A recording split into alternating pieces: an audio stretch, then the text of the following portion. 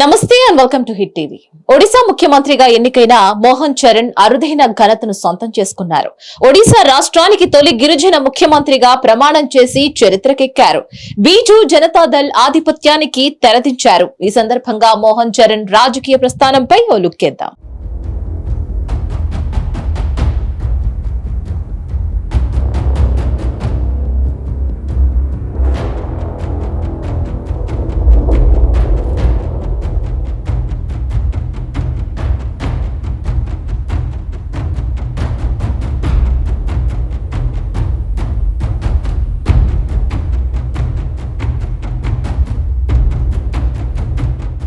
ఒడిశా బిజు జనతాదళ్ కి ఒడిశా రాష్ట్రం కంచుకోటగా ఉంది. గత 25 ఏళ్లుగా నవీన్ పట్నాయక్ సీఎంగా ఉన్నారు.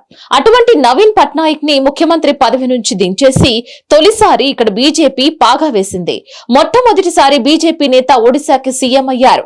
ఎప్పుడూ లేని స్థాయిలో ఇక్కడ బీజేపీ పుంజుకోవడం ఆ పార్టీని ఆనందంలో ముంచెత్తుతోంది. ఇదే సమయంలో రాష్ట్రంపై పట్టు సాధించాలని భావిస్తోంది.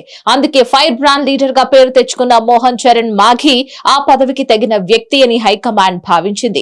అందుకే ఆయనకి ఆ కుర్చీని కట్టబెట్టింది. ఒడిశా అసెంబ్లీ ఎన్నికల్లో బీజేపీ బలం పెరగడంలో కీలక పాత్ర పోషించారు మోహన్ చరణ్. కియోంజర్ అసెంబ్లీ నియోజకవర్గానికి ఇప్పటికే 4 సార్లు ఎమ్మెల్యేగా ఎన్నికయ్యారు. టీచర్ గా ప్రయాణం మొదలుపెట్టిన మోహన్ చరణ్ ముఖ్యమంత్రి స్థాయికి ఎదిగారు.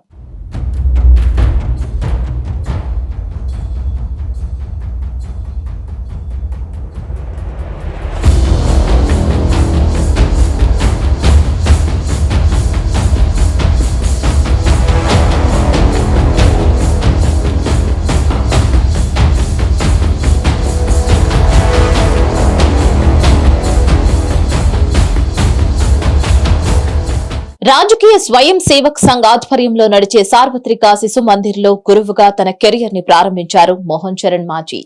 ఆ తర్వాత రాజకీయాలపై ఆసక్తితో పొలిటికల్ ఎంట్రీ ఇచ్చారు. 1997లో సర్పంచ్ గా రాజకీయ ప్రయాణాన్ని మొదలుపెట్టారు. సాధారణ కుటుంబం నుంచి వచ్చిన ఆయన క్రమంగా ఎదిగారు. 2019లో అసెంబ్లీ ఎన్నికల సమయంలో ప్రతిపక్ష చీఫ్ విప్ గా ఎన్నికయ్యారు. వివాదాల జోలికి పోని మోహన్ చరణ్ అవసరం వస్తే మాత్రం ఫైర్ బ్రాండ్ గా మారిపోతారు. బీజేపీకి అత్యంత విధేయుడైన మోహన్ చరణ్ ఆర్ఎస్ఎస్ తో కూడా మంచి అనుబంధం కలిగి ఉన్నారు.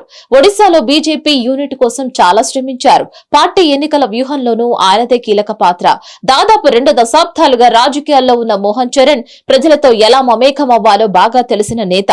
ముఖ్యంగా గిరిజనులు ఎక్కువగా ఉన్న ప్రాంతాల్లో ఆయన ప్రాబల్యం ఎక్కువ.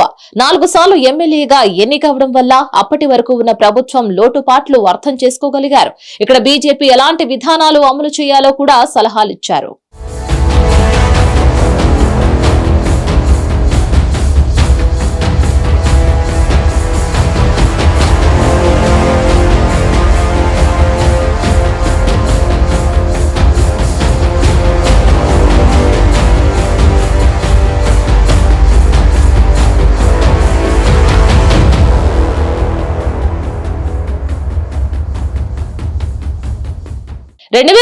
లో మోహన్ చరణ్ మాఘీ అసెంబ్లీ నుంచి సస్పెండ్ అయ్యారు. స్పీకర్ పోడియంపై పప్పు ధాన్యాలు విసిరారు. కేవలం స్పీకర్ కి చూపించేందుకే తీసుకువచ్చామని ఆయన వివరణ ఇచ్చినప్పటికీ సస్పెన్షన్ కి గురయ్యారు.